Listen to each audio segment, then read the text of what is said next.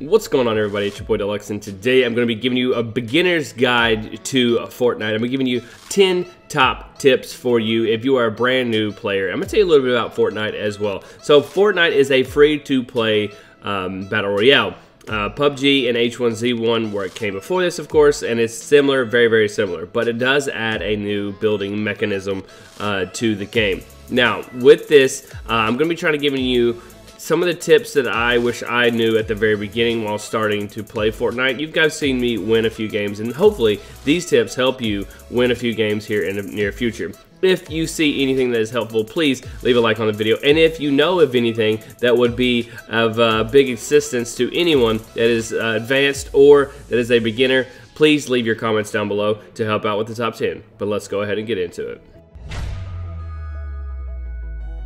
Alright guys, coming in at number 10 today, we have landing at the same spot as much as possible. Now, one good thing about Fortnite is the map is not too big, and if it looks like you can't get somewhere, you probably can. All you have to do is, when you're allowed to jump out and hit spacebar, you can go ahead and hit your spacebar one more time and it will open up your parachute. Now, you can probably get anywhere you want to with it. It looks like you can't, but you probably can. One good thing about this on any battle royale game is you need to find one spot that you really like and then expand from there. Don't go to a different spot every time because you'll probably not remember the layout or where actually the loot is. So what I like to do is I like to land at some of the farms. Now with the farms, they have the same type of layout, same type of buildings. And so I'm looking for the golden chest. That is the main thing I'm looking for. Also, the loot pretty much spawns in the same spot every single time. There'll be different types of guns, but the loot is pretty much the same. And I believe all ammo crates are the same on every single map so far in Fortnite. This is huge for me. I'm going to show you a little clip of me landing at the long barn, as I call it, and at the ledge, and where I can get to a golden chest as quick as possible. That is very big thing, especially if you can survive the first wave of players. Once you get into a Fortnite game, you have a great chance of getting the top 10 almost every single time. But I really suggest that you land at the same spot every time. That way you also, you can tell where people are coming in different waves, and you kind of know where you want to go and what kind of route you want to run. But yeah, that's number 10. Let's go ahead and get to number 9. At number 9, most people are starting to pick up on this, but if you're a beginner, you won't know this. What is called pickaxe looting. Basically, when you kill another player, if you go to their body and you have your gun in your hand and you start to pick up loot, you're going to pick up also the guns that they had as well. If you don't want to pick them up, what you can do is you can scroll over, hit 1, and you can go ahead and start pickaxe looting, is what I call it. And you pick up any ammo or any items that you have already in your inventory, and it will stack them already for you, such as bandages or med kits, any kind of ammo. Your backpack is unlimited, so as much as you want to pick up, you can. And then you can go and pick up the guns as you wish and go from there. And remember to always move when you are looting these types of things. That way, that if you get shot, you can build a wall or whatever you got to do to escape that enemy. Alright guys, coming in at number 8, I have a cool little tip for you guys. If you're getting in a fight and you have to take the leap of faith, you have to jump off any type of ledge, you will take regular health damage, which is your green damage, but you will not take any damage on your armor. So if you want to preserve your armor and you have plenty of med kits, you have plenty of bandages, go ahead and take that leap of faith and you'll be just fine on your armor, which is a huge thing when it comes to battle royale, and we may talk about that a little bit later. But if you want to jump, you can do that and it's not going to hurt your armor whatsoever.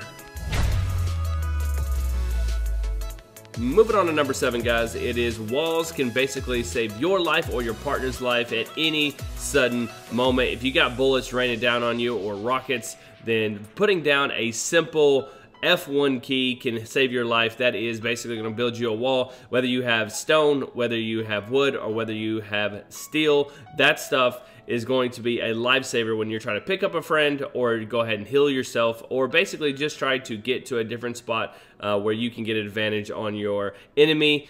Basically, if you're ever in a fight and you're just in a bad situation, they're shooting from behind you, throw a wall down, take cover, and assess the situation. It's pretty simple stuff, and all the advanced players are using this in abundance. You can tell if a player is very advanced by how many walls they use, basically, and what kind of structures they try to build. But anyways, that is number 7. Moving on to number 6. Jumping right into number 6, guys, we're talking about crouching can be the difference between life and death. And there's a couple of things that are encompassed in this one.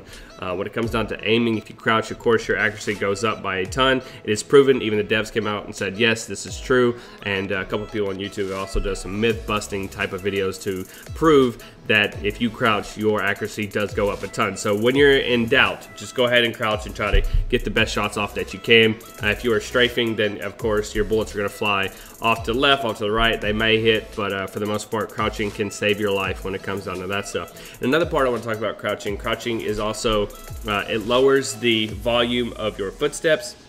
But I will be honest, what you hear and what other people hear are totally different when it comes down to crouching that I've noticed.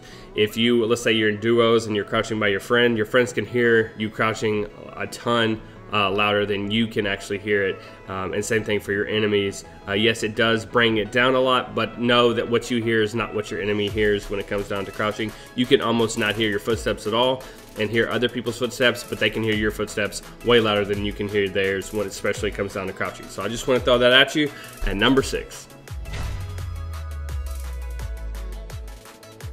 At the number 5 spot, guys, we're going to cover going for golden chest. Always go for the golden chest. This is the most important thing that you need to start learning, as we talked about earlier. Learning with the map, understanding where the golden chests are, but going for those golden chests, it's a big thing that you can get in one up on the next player that you're going to go against, because I would rather fight someone with an epic scar than I would a regular AR.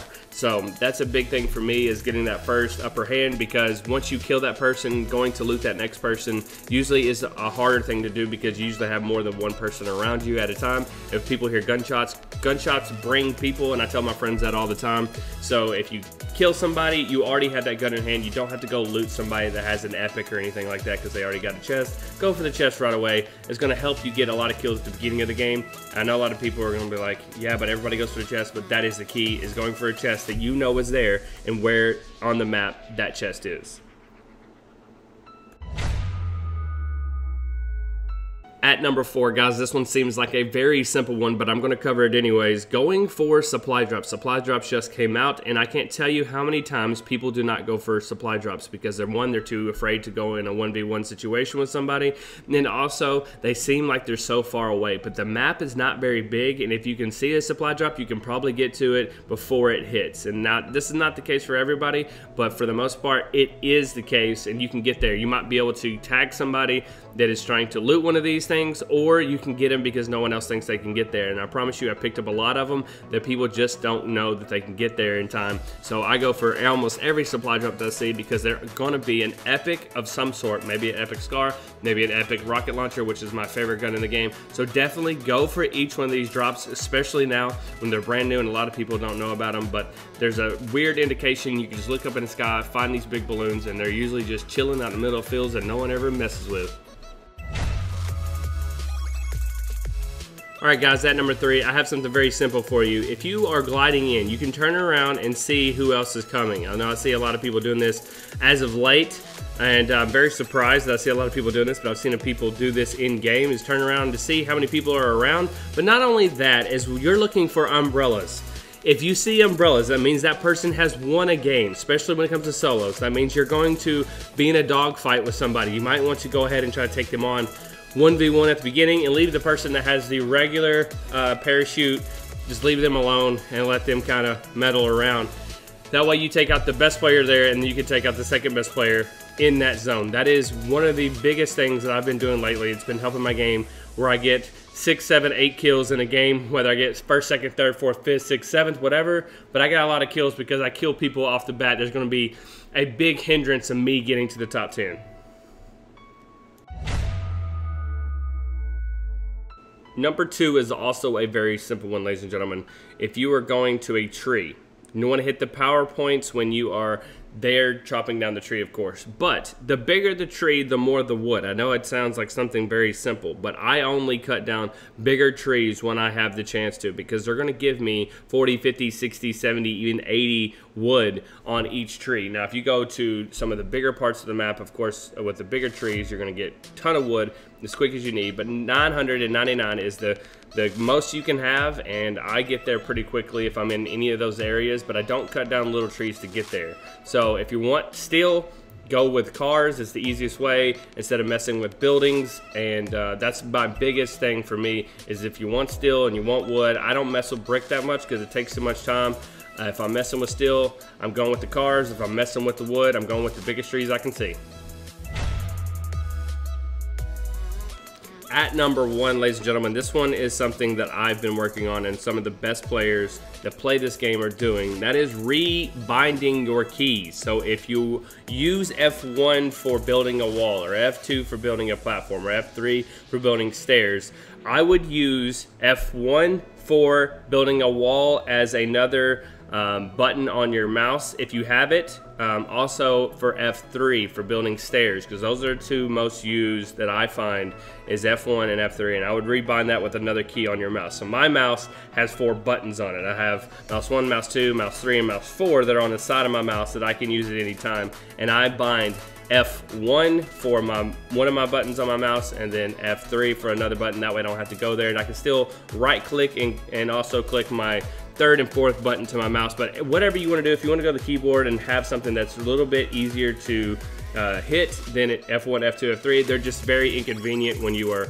running around and trying to build really quickly. But definitely rebind stuff to fit what you like. But I just told you what I like. I like doing it on my mouse. That way it's a lot easier. But I understand not everybody has those extra buttons on their mouse. So that is my biggest tips for you guys. These are the top 10 beginner tips that I would suggest. If you have any that you suggest, please put them down in the comments. If you liked anything in here, just one of these things, please leave a like on the video. I hope you guys have a good day.